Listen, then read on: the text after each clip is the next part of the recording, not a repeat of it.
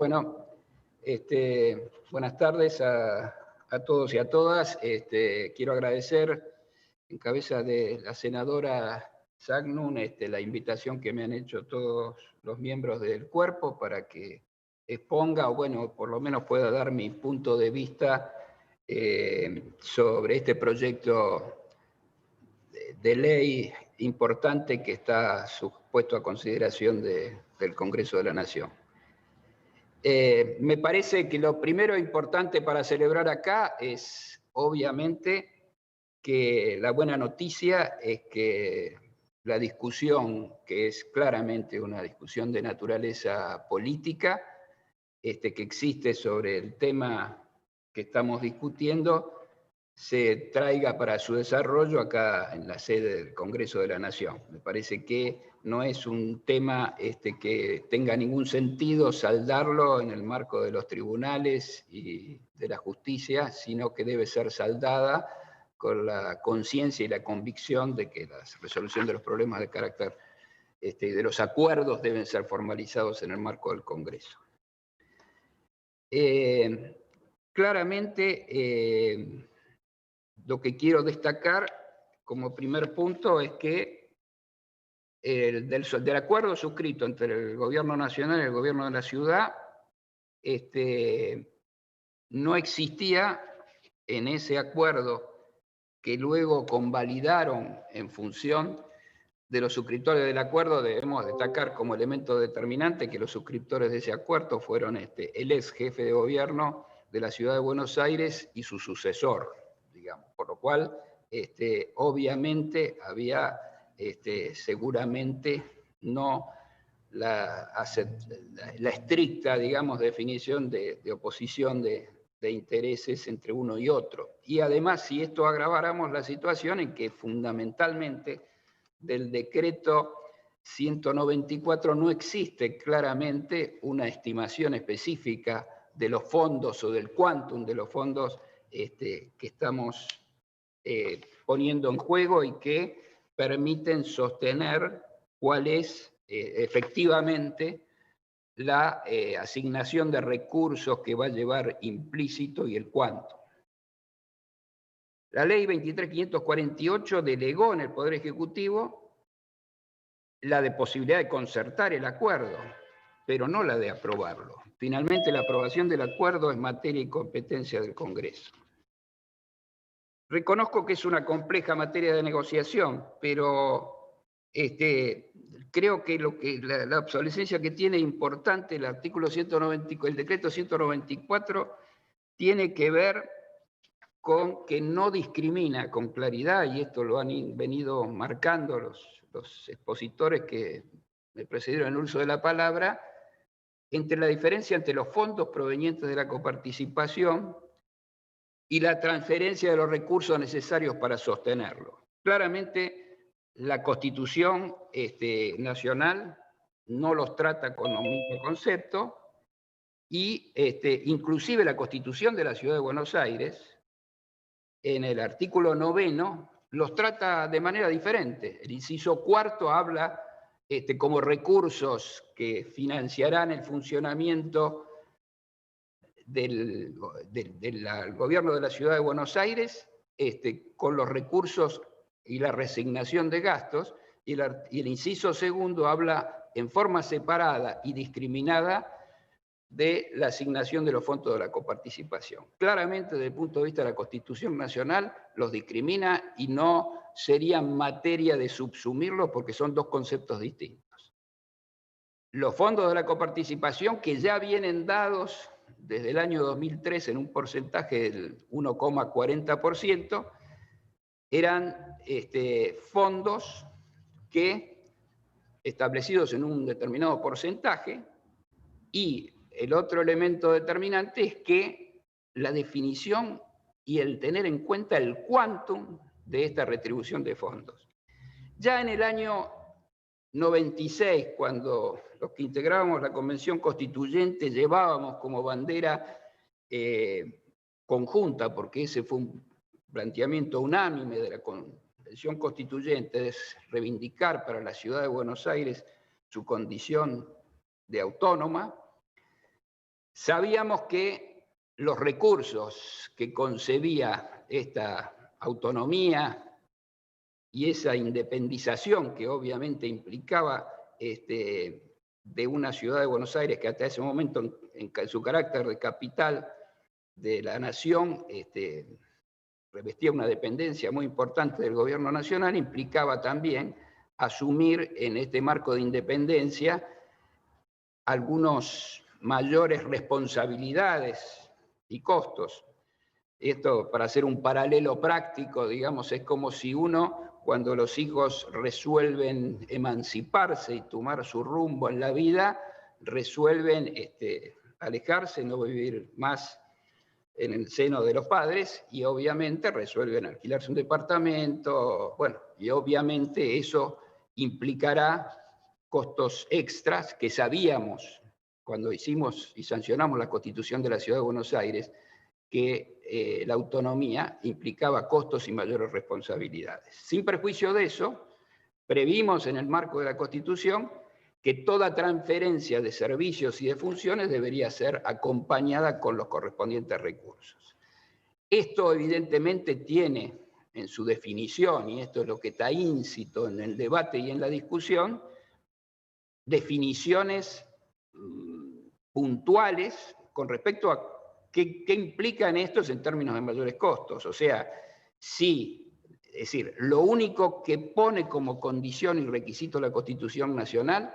es que los fondos de la coparticipación deben ser compatibles con los asignados en su origen, no obviamente con la evolución posterior, porque obviamente, y lo que ha sido puesto de manifiesto en la distinta incompatibilidad es que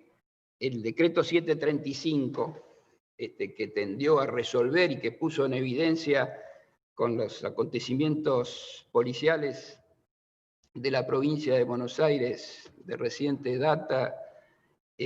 puso en evidencia evidentemente una existencia y una disparidad absoluta entre los recursos y la asignación de las retribuciones que tenían los policías de la provincia de Buenos Aires con relación a los de la capital federal. Evidentemente, como parte de la decisión política del gobierno de la ciudad de incorporar y transferir los recursos que se le transfirieron en materia de seguridad, también incluyó a posteriori una decisión de darle un distinto tratamiento laboral, un distinto convenio colectivo, una distinta asignación de seguridad social y de servicios sociales, que obviamente se puso en evidencia en la distorsión de asignaciones y que dieron lugar, digamos, a la urgente de sanción del decreto a que hizo función. Disculpe, doctor, que lo interrumpa. Le pido que si puede ir redondeando porque se nos termina el tiempo ya en la plataforma. Gracias. ¿Cómo no? Creí que como barra no venía teníamos un margen mayor. No, bueno. Disculpe. Pero, digamos, en materia de coparticipación, claramente lo que nos encontramos es en el problema básicamente de recursos escasos, repartos, el problema típico de la sábana corta. Es decir, siempre los recursos son escasos, el espíritu debería ser, obviamente, cumplir con todos los requisitos y requerimientos, pero esta es una dificultad, obviamente, que tiene la asignación de esto. Y nunca, en definitiva, yo tengo 13 pantallas que no sé si se podrán poner para reflejar la problemática del quantum de lo que estamos hablando. No sé si las pusieron, si no las relato. Ahí las están poniendo, ahí las están subiendo. Ahí está, ahí las podemos ver. Esa es la última, una anterior. Perfecto. Nosotros fuimos conscientes, digamos, en el año 2011 ya éramos conscientes de que esta necesidad de transferencia de los gastos de seguridad, transferirlos a la ciudad de Buenos Aires, era una necesidad imperiosa, y en función de eso, en esa época, participando en la gestión del Ministerio de Seguridad, fuimos tomando la decisión de abrir, digamos, los programas de la Policía Federal, que anteriormente estaban todas incluidas en un globo, para que pudiera ser factible el análisis y la discriminación de los conceptos que se transferían. Y esto es un detalle importante, porque tenemos que en cuenta que, a diferencia de otros tratamientos de transferencia de funciones, en este caso no se transfirió el 100%, sino se transfirieron 2 programas de los 5 que tenía el presupuesto de la Policía Federal y que fueron afectados al traspaso. Acá están expuestos los programas que efectivamente se fueron expuestos y el ejecutado, digamos, que surge de la cuenta de inversión del año 2015 asume que representan 8.047 millones. Ese era, digamos, lo que en el año 2016 estuvo previsto como monto y recursos y el costo que se transfería. Les pido pasar al otro cuadro. Ahora, obviamente esos montos, esos recursos que se transfirieron, implicaban también, junto con la transferencia de los recursos, se cedían también, digamos, los recursos que venían acompañados con esa transferencia de fondos. Casos de los recursos de Fuente 13, policía adicional, horas adicionales, para eventos deportivos, etcétera, que pasaron a ser recaudados por la ciudad y que obviamente deberían ser neteados de los recursos y los fondos transferidos. El cuadro siguiente. Por lo cual, si en el año 2016 definimos los gastos de la estructura transferida y los ingresos adicionales existentes recuperados por el gobierno de la ciudad en función del aumento del porcentaje establecido a partir del decreto 194, esos ingresos adicionales representaron 17.386 millones, por lo cual hubo un incremento de la transferencia estimada en 10.560 millones de pesos, o sea, un 154,7% de incremento. Por lo cual, esta estimación sobre la base del gasto efectivamente transferido es de donde surge el famoso porcentaje de 0,92%, que sería el que se estaría agregando a los 140 para llegar al porcentaje que se estableció en el decreto. El último párrafo, el último cuadro, por favor. Haciendo ese mismo análisis y tomando en cuenta, digamos, la sobreestimación que implicó en el decreto 194, ese exceso de 17.386 millones, si hiciéramos ese mismo ejercicio y el mismo cálculo de comparación de los gastos netos con los incrementos de coparticipación federal por encima del 1,40 vigente hasta el 31 de diciembre, los mayores montos transferidos alcanzarían una suma entre el 2016 y el 2019 de 86.269 millones de pesos. Esto pone en evidencia que la discusión central que deberíamos concebir y tener en cuenta que subyace en esta discusión, y que deberíamos pensando ya no tanto en el esquema centrado de la estimación de los montos que establece la ley y su mecanismo de ajuste, el 80 y el 20%, según el ajuste del salario policial y 20% del índice de precio al consumidor. Yo creo que deberíamos concebir, y esto es lo que deben tenerse en cuenta, es que en el fondo lo que está consagrando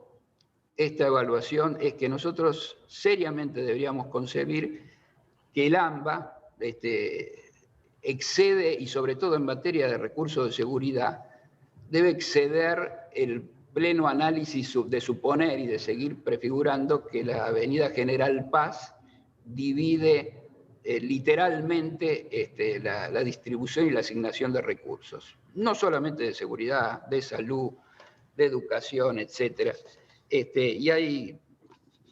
Basta con hacer un análisis específico para que determine. En el AMBA, en el circuito más amplio,